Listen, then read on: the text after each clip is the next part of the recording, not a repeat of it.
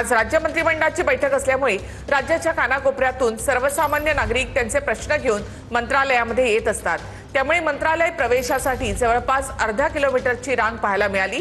जवळपास 700 ते 800 जण मंत्रालय प्रवेशासाठी वेटिंगवर आहेत।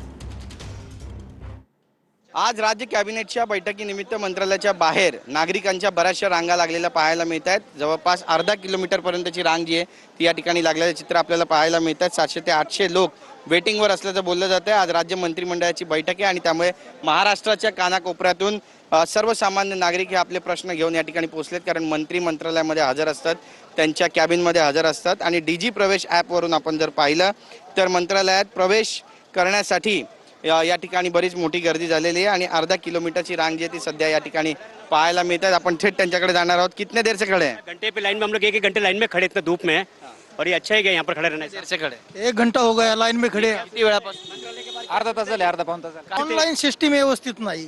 सरकारकडून काही तोडगा काढला जाणार आहे का, पाहणं महत्त्वाचं ठरेल। कॅमेरा पर्सन गणेश राटेसह गिरीश गायकवाड, TV9 मराठी, मुंबई।